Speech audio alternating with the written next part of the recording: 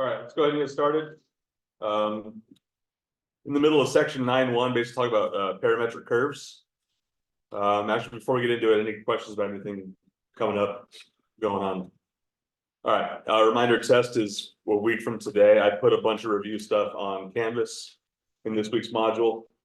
Go ahead. From 8.4 to 9.2. All right, so one of the things we talked about at the very end of class last time was this idea called a limited parameter. So when you have these parametric equations, you can kind of go back and forth. Can I unite these equations by having an equation that talks about y and x, or do I want to have this equation talk about this intermediate variable t? So we did one of those last time. Let's go ahead and do another one. So I would like to take these two parametric equations and essentially bring them together. Go ahead. In the last example, did you ever talk about how to make sure it's only half in that equation? Oh no, we didn't. We were gonna do that. So yeah, right. If I were to graph the Cartesian equations written down there, what would this give me? Give you first a full circle, right? So one way we can go about this is, typically when I give you a function, I have to give you the domain. So let's go back to the way we started this.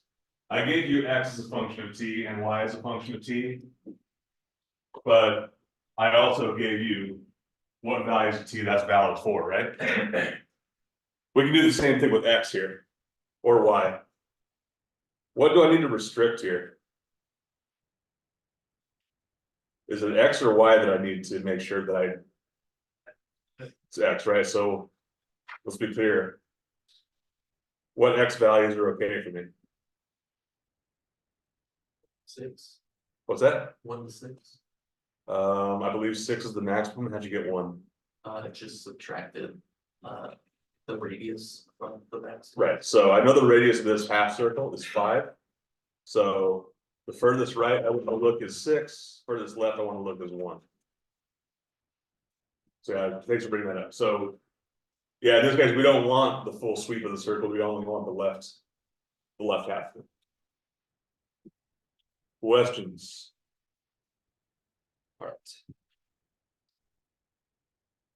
So again, I want to eliminate the parameter. So basically what I want is some equation that relates x and y, but independent of t, or at least does not express itself in t. Any ideas on how to go about that?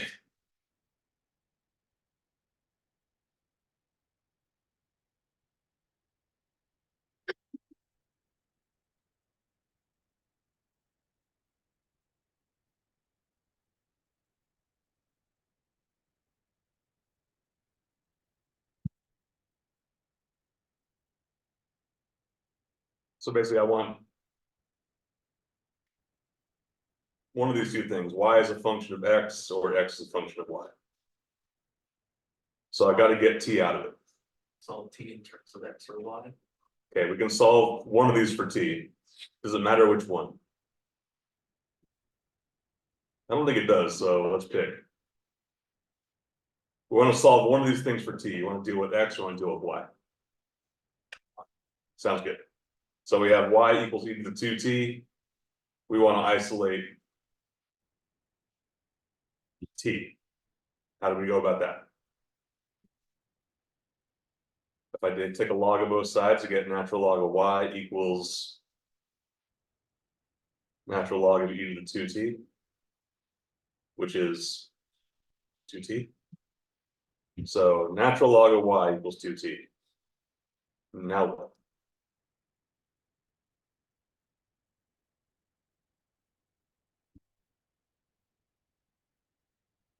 We divide both sides by 2, we should be there, right? So we get t equals 1/2 the natural log of y. So that's what you said you wanted to do. What do we do with that?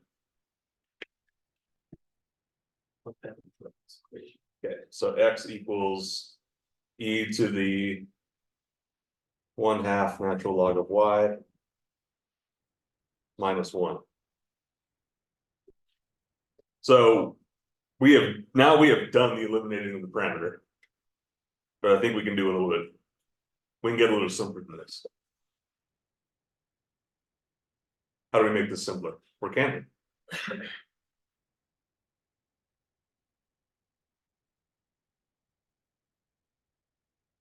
It's something. It's faint. Can we rewrite this exponent? Tell me if this feels legal or familiar or fair. E to the natural log of y to the 1/2. Am I allowed to do that?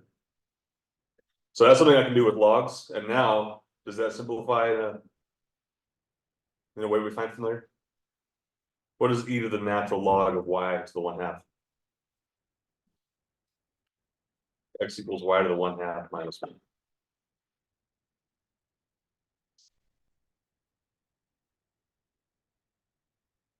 Or you can also isolate y in that. Totally up to you, but we have essentially done the job there.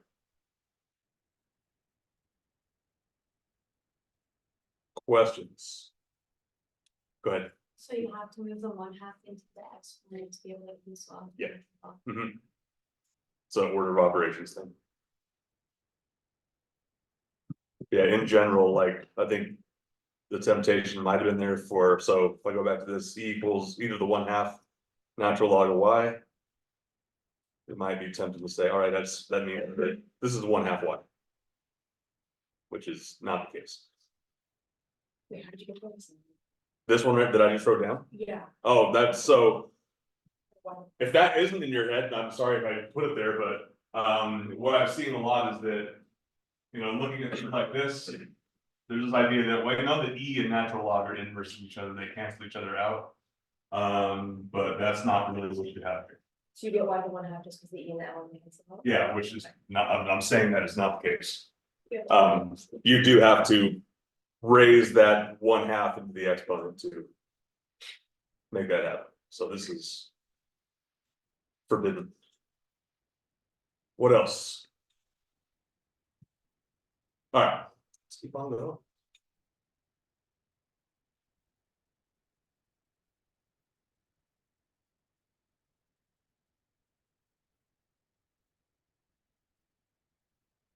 So same kind of thing. How should we handle it?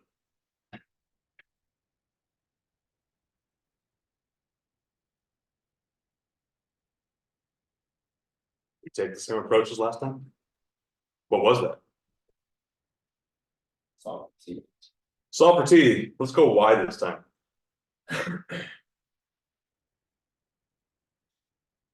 I don't think it's going to be any more complicated or less complicated. I just take a different look. Doesn't matter which one. No. I mean, unless you're being told I want, like, if you want y as a function of x, like I could have stipulated that in this last one. I could have said that I don't want x to be expressed this way. I wanted it to be y equals something. And you could have, but really, let's say I did want that. You can do that from here. You don't have to start that. Questions? All right. So if we solve, basically we want to isolate t in this y function. How does that come out?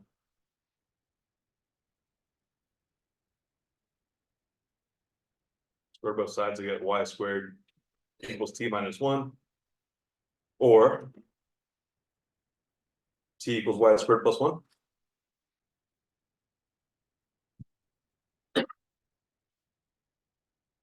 Cool.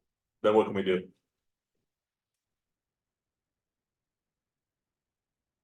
Oh, you didn't do that. Okay. Actually, we did y last time too, didn't we? Okay. So x equals the square root of y squared plus 2.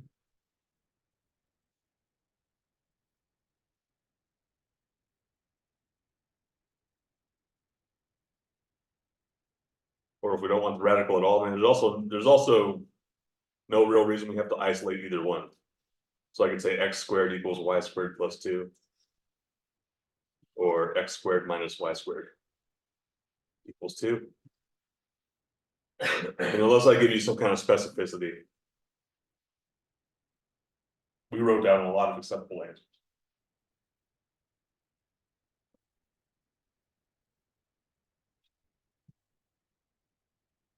Questions?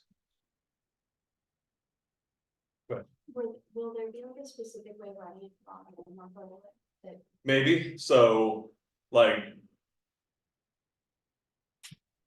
The things that are common are like, oh, maybe I want x equals something, an expression, y equals an expression, or some expression equals a constant. So.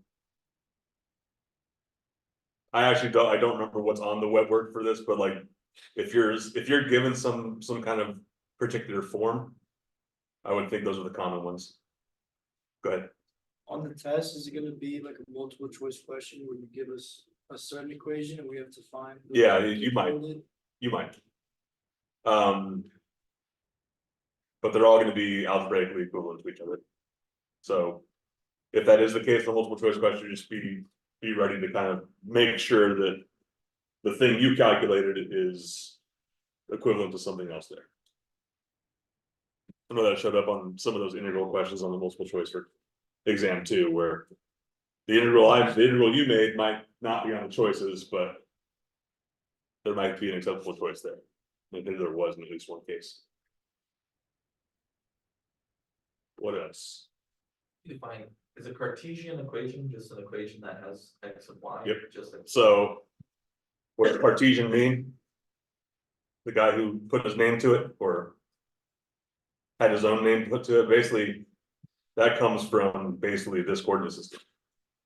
So yeah, the XY coordinate plane, the rectangular coordinate plane. So you're just trying to eliminate T. Yeah. Basically Cartesian means the variables are x and y.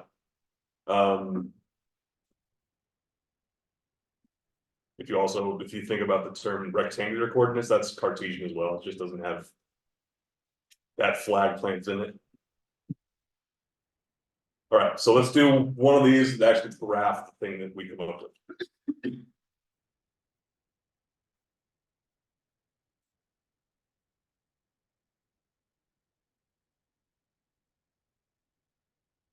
So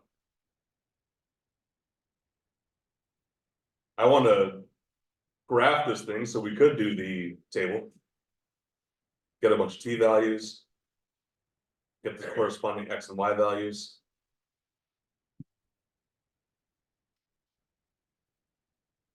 You want to do that? I think there are better ways to go. I think there's a way to, let's figure it out. Can we eliminate the parameter here?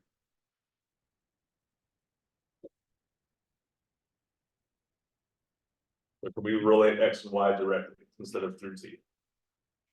Use the pipe sign. Okay, so we could solve one of these for, let's solve x this time. Or yeah, solve the x equation for t. So if x equals the sine of t, then t equals what? Arc sine x. Good, now what? So y equals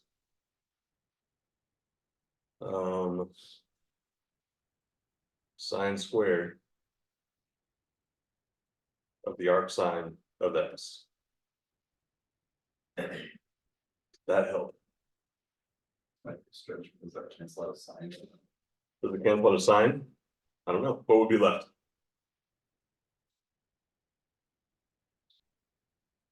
There are a lot of different things. Sign x, we can't put out this. So let's talk about this. What does it mean when I say, or when you write down sine squared of x? Like, what are you actually doing?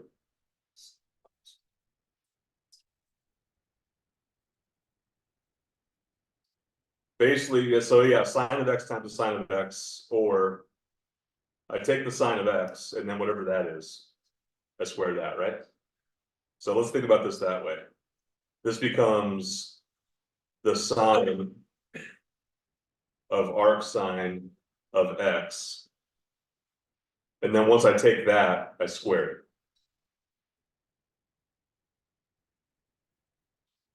So what is the sine of the arc sine of x? It's x. So I get y equals x squared.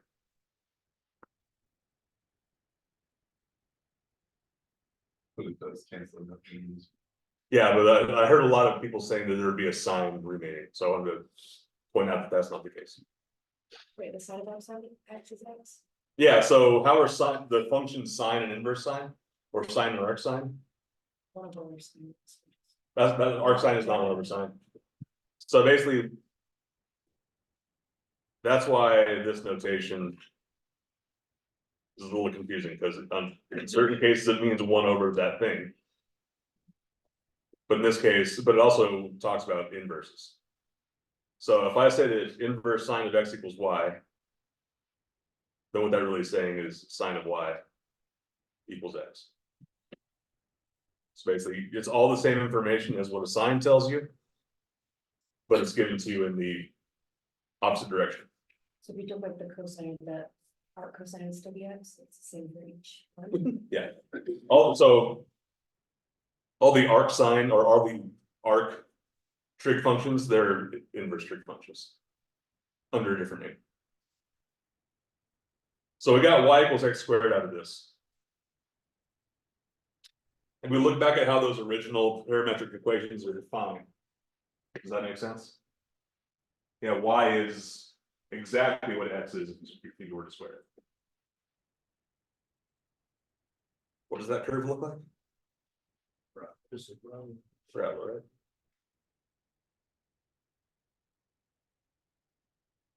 That's the best I'm ever gonna do. All right, questions there. So probably deeply not obvious that that was gonna be a parabola before we actually limited the parameter.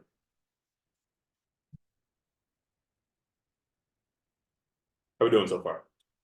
So would you be able to use a table or? You would. I mean, yeah, you absolutely could. So I mean, let's get a few values. Negative pi over 2, 0, pi over 2. What's the sign of negative pi over 2? Or sine, sorry, 1. 1, right? -1. Negative 1. And that squared is 1, right? 0, sine of 0 is 0. 0 squared is 0. Sine of pi over 2 is 1. 1 squared is 1. One thing I'm wondering now is I don't think this parabola actually extends upward. I think it only goes, I think it's only like bounded between negative 1, 1 and positive 1, 1.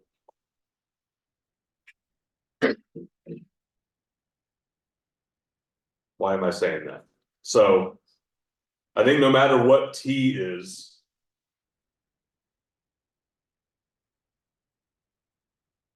so x is the sine of t, right?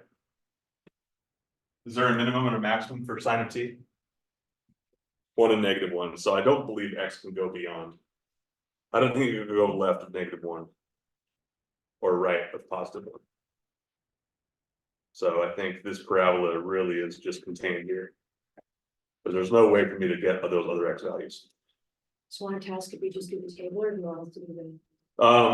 If I'm asking you for a graph, if I don't give you any like kind of specificity, you're good. If I tell you to eliminate the parameter, you do need to eliminate t. What else? You're just getting these values just by plugging in t into those two equations. Well, I mean, that I kind of did that in the reverse order. So the parabola comes from the fact that eliminating the parameter gave us this equation. We know what that looks like to be graphed. The table is what reminded me that we really can't get a full sweep of x values. So if I wanted to update this y equals x squared, just like we did with the first thing we did today, we can restrict the domain. So it's y equals x squared as long as what's true about x. -1, and 1 are bound by X. So should we check with the gateway? Yeah, you could. Again, it's totally dependent on what you're actually being asked for. Questions?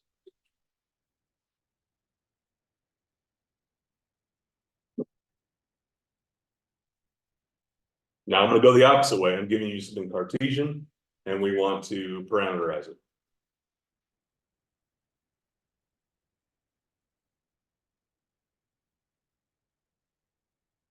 So I recommend looking at this thing first.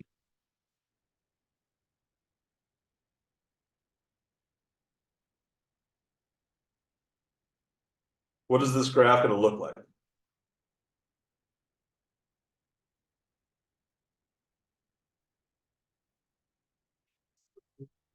It's a circle. Origin displays It's a circle.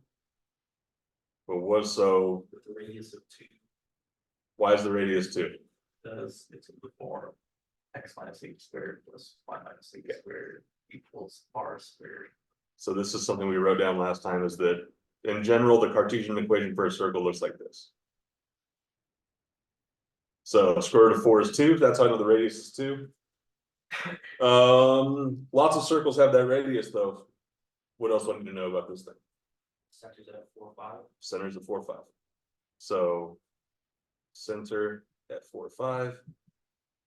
So 1, 2, 3, 4.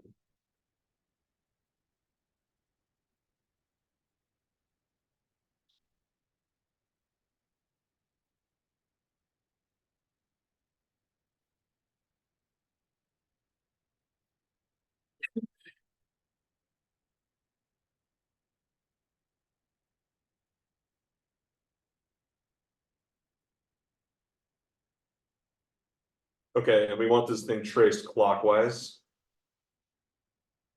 I'm also telling you that it has parametrics, but I'm giving you one of them. 4 plus 2 cosine t. Let's just talk about the x equation, the x function t. So 4 plus 2 cosine t. Does that make sense with the possible x values on our circle? So like what's an interval of x values for the circle I just graphed?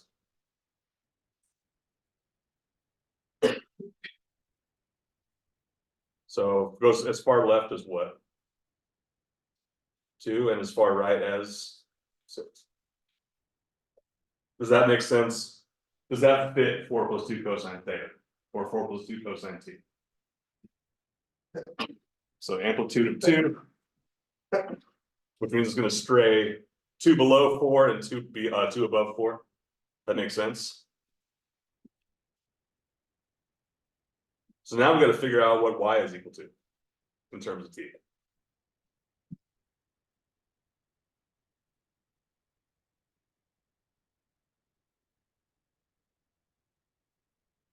Any ideas how to do that? Y is equal to 5 plus 2.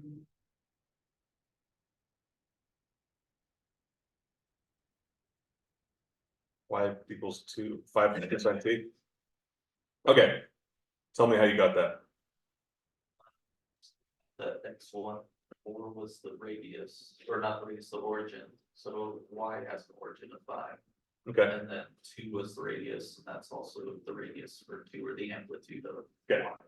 so this is going to give me y values between what and what?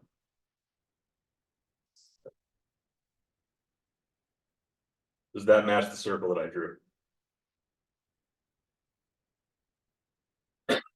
Should. I didn't really label these tick marks up here, but. So I think that matches. Does that match every requirement that I gave here? So can you back up to how you got that equation for y? Yeah, so in fact, there's lots of ways to do it. I think what Caleb is describing is that something we did on Monday was we parameterized a lot of circles, and they all sort of had the same form. X equals a plus B cosine T. And Y was equal to C plus D sine T. So I want that cosine or sine wave, I want that periodic function to basically oscillate like over the full range of X or Y values that I want. So if I write a trig function this way, let's just look at one or the other. In this cosine wave, what job is the A doing? The constant A. Setting it up in the Y direction. In the X direction in this case, but yeah, basically you're setting up, you're finding the center. A tells you like what the middle value of your cosine wave is. What do I need the middle value of my cosine wave to be? Cosine score. Right, so that the center, the X coordinate of the center of the circle is 4. So I need my cosine wave to be centered there. How far right and how far left do I want it to oscillate? Exactly 2, right? I want it to go 2 right or 2 left. The radius is D. The radius is the radius is this coefficient or this coefficient here, Okay. which we call what in the context of trig? That's the amplitude. So basically, the amplitude of a trig function tells you the maximum that it deviates from the middle. Since my radius is 2, that's the deviation I want, the maximum deviation I want. What else? So yeah, that all the same logic we're applying right now to the cosine and how it relates to X. That is exactly what we're doing for the sine as it relates to Y.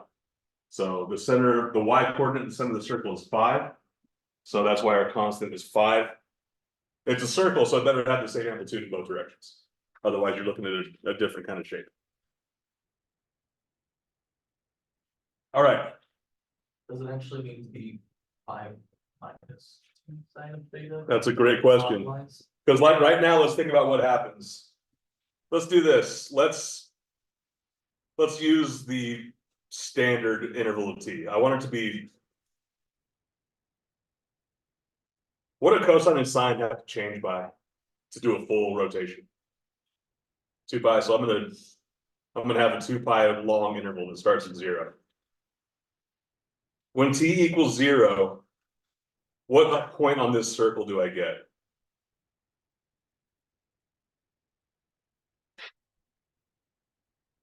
So you should get the far right. So this is t equals 0, right? And even though this is not the unit circle, it kind of does mimic that. When the angle is 0, where are you looking at the unit circle typically? Along the right-hand side of the x-axis. So now what's going to happen? Do you have the hand? Yeah, so for the X and Y coefficients, B and D are always gonna be the radius. If you're talking about a circle, yes. Okay, so let's go a quarter term now. Now, if I say t equals pi over 2, where's that going to put me?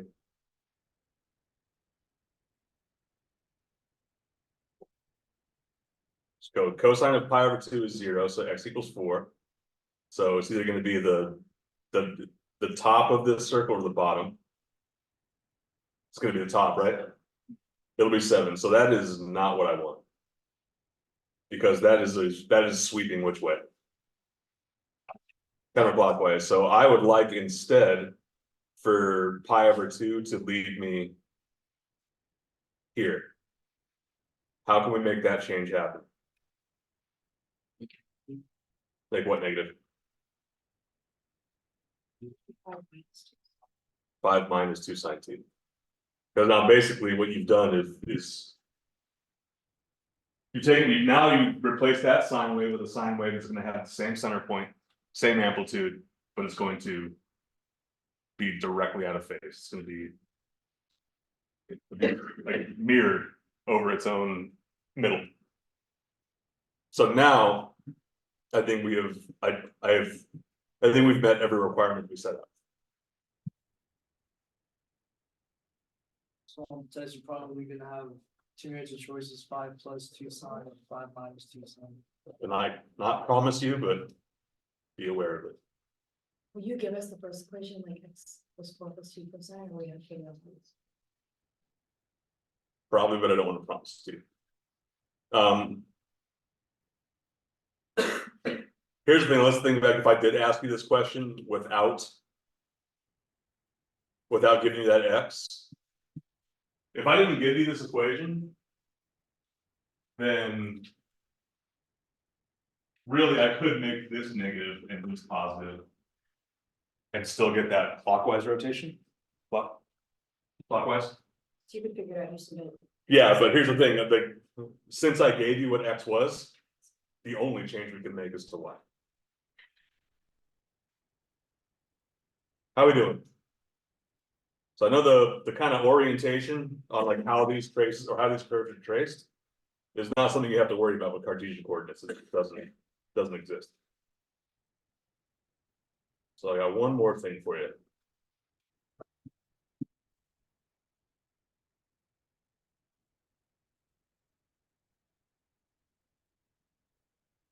So here are all the things I know.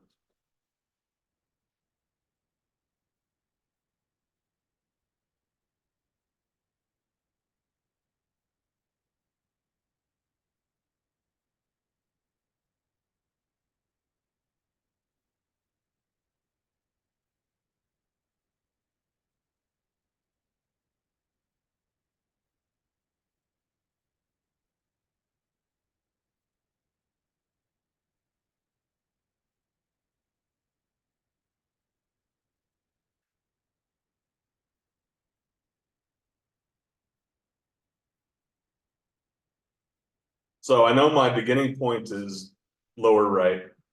My ending point is upper left. Do you have any idea what it looks like to get from the start to the end?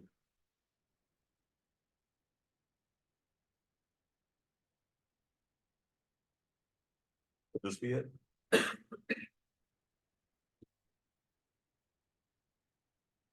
don't think it can be. If we look at how x and y are defined, I'm telling you that a, b, c, and d are all constants, right? So what kind of a function is this x in terms of t? It's linear, right? And y? Also linear. So as t changes, x and y have to both change linearly, which means I think that we have to have a straight line between the two.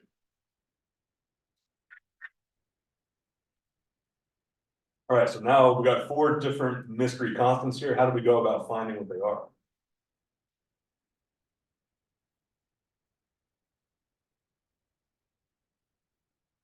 You just have to mix it. How so? Maybe. It's fine. 4 minus 1 over -2 minus 1. What does this represent for you? Thanks. Oh, you're finding the slope here. Okay. So this slope is going to be 3 over -3 or -1.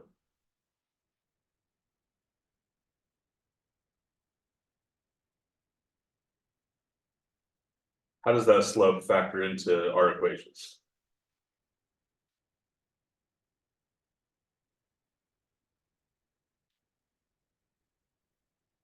Because they kind of in the y equals mx plus b form.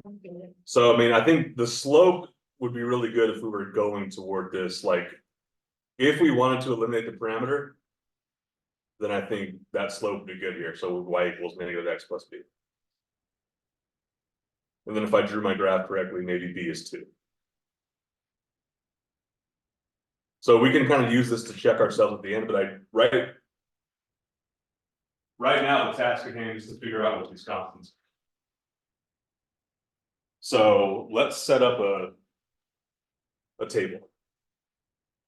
And for right now, we might look at other points, but right now let's just look at the ends. So t equals 0, t equals 1. When t equals 0, do I know what x and y are?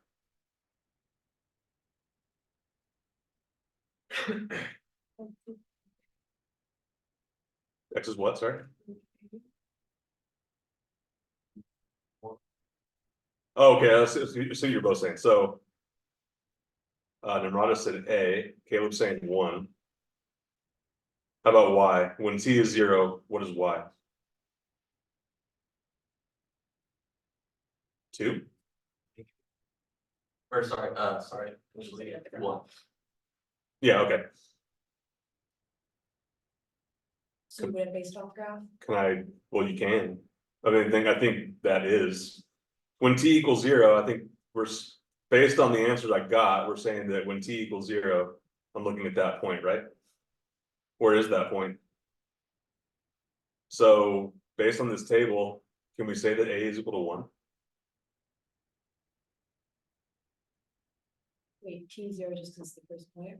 Yeah, so one thing I'm specifying here is that I'm not giving you any freedom on how to define T. I'm telling you T exists between 0 and 1. And that this this graph has to start at 1, 1, and it has to end at -2, 4. So because I think I can say that A equals 1. Does that also mean that C equals 1?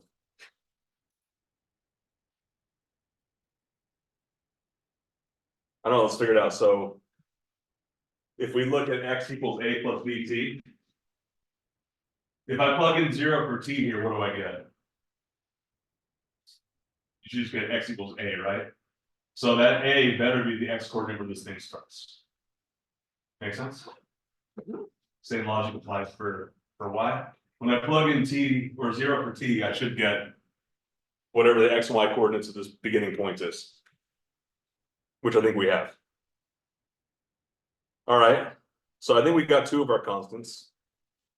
Now, how about the others? When T equals 1, what does X equal? -2, and Y equals 4.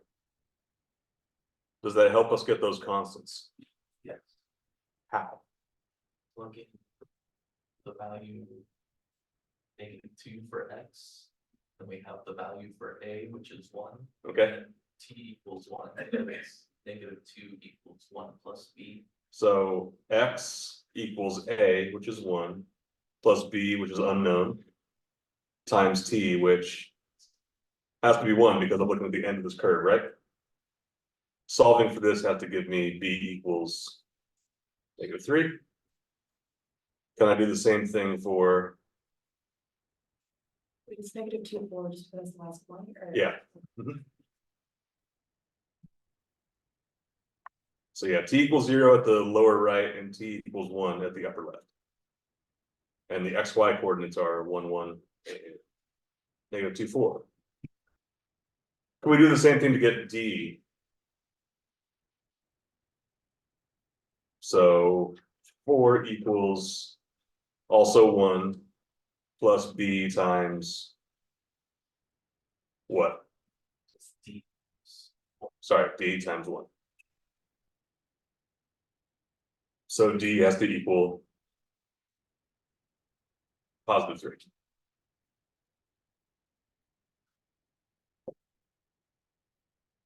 So even though we dealt with a lot of circles, this is very much not a circle, but we're still looking at beginning point, ending point. And basically those constants. What job are these A and C, like what are these A and C determining about this graph? Where it starts.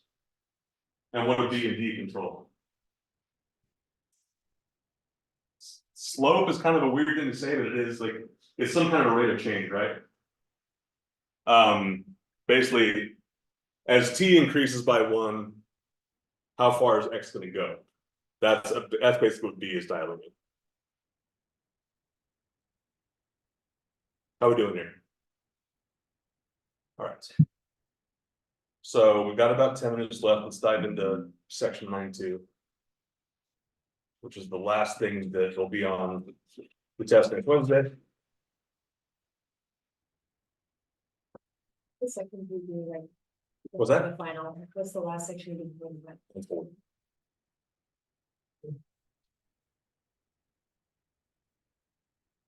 All right, so now that we've talked about parametric equations, parametric curves, let's talk about doing actual calculus with them.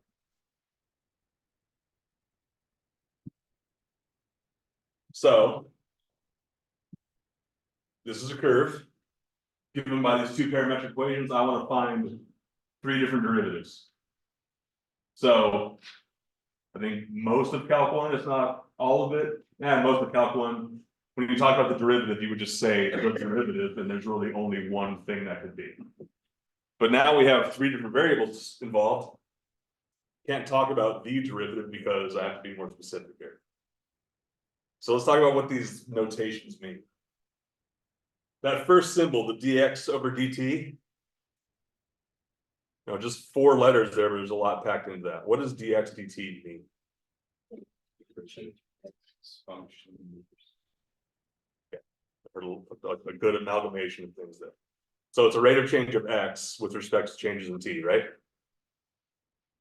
So can we do that derivative? Can you tell me what that is? 2t minus 2. Then you can probably also tell me what dy dt is. 1. What is dy dx?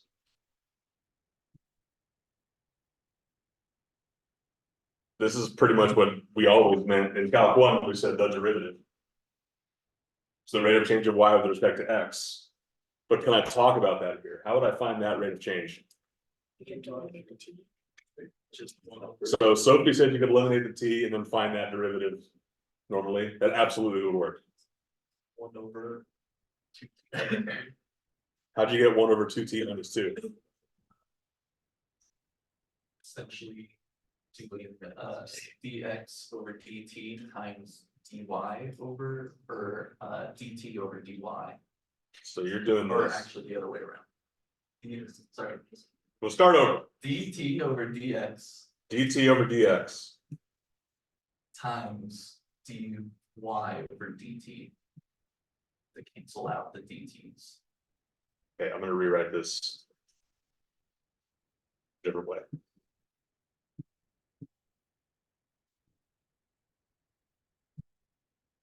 Does it make sense that this would give you dx? It absolutely does. So you could eliminate the parameter and find the derivative dy dx directly. But if we have access to the two derivatives that we got from the parametrics, we can use those. So one more way I'll write this is probably more commonly how you'll see it. Dy over dt over dx over dt.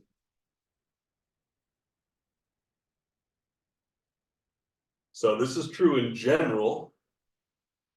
For us, for this question, what is dy dx? It is indeed 1 over 2t minus 2. Is that okay with you all?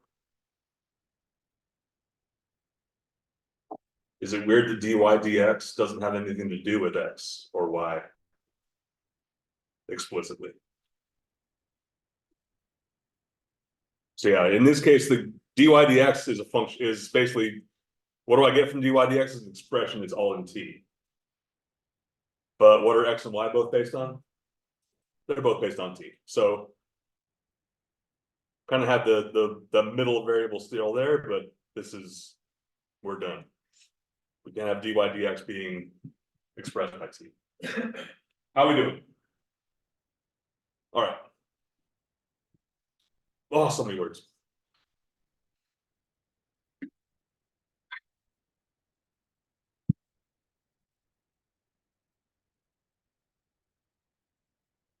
We got 5 minutes. We'll get as deep in this as we can.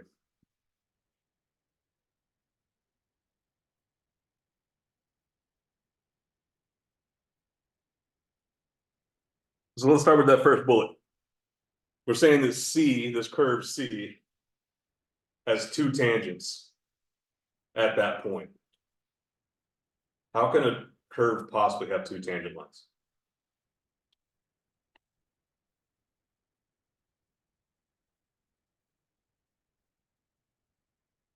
Would it help if we did this part last?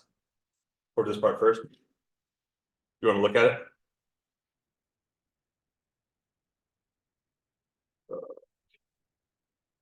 Can someone write down the equations for me so I don't have to come back here?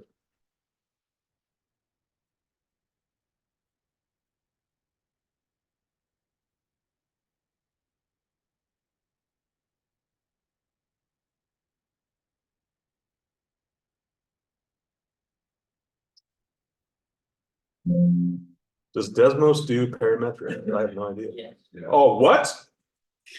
Oh, my dreams. That's the selling point of it? Well, it's not the selling point, but it's really good. I also learned this if you want to make your dog mad.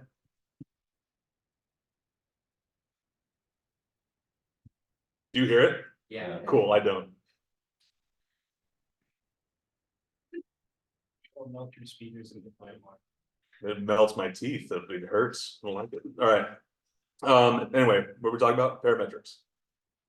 X of t equals. Am I doing it? Has anyone done this? This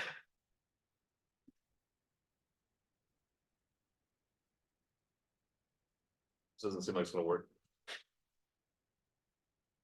You gotta select it somewhere. Like on that.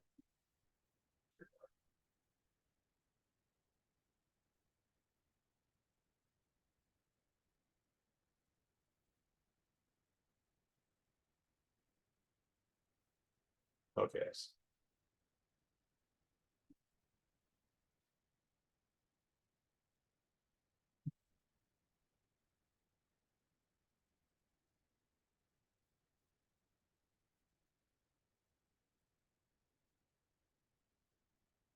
Okay. But I want to see a lot more of it. So let's go -20 to 20. So where did it say that it had where did it say that it had two tangents? 3, 0. Does that make sense now? So this is not a simple curve.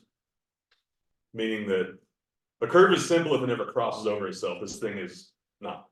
So it should have two tangents, one positive, one negative there, right?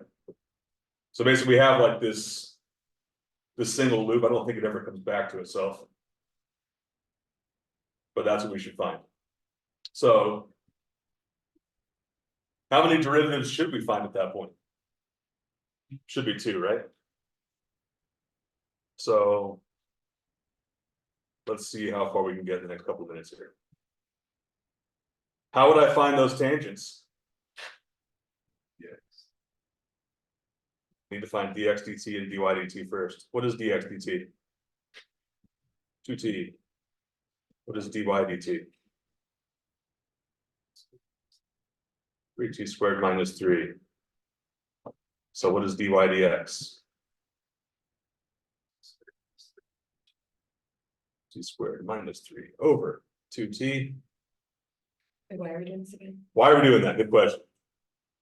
Why do we do any of those derivatives?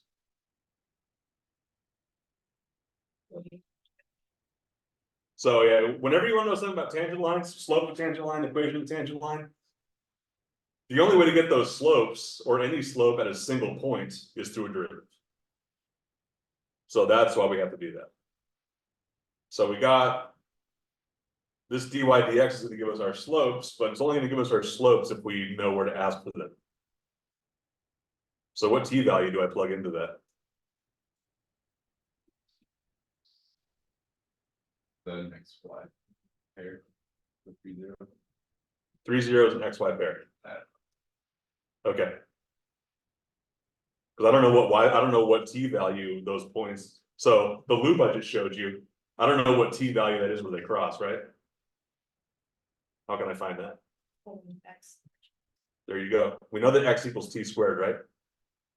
What did that x equal at that point when the loop crossed itself? 3 equals t squared. So it means t equals what? So very close. There you go. So that is why we have two tangents. There are two values of t that put us through that xy point. So I got 11. We'll pick that up next time, but yeah, even though it's the same xy point, it's going to have two different slopes.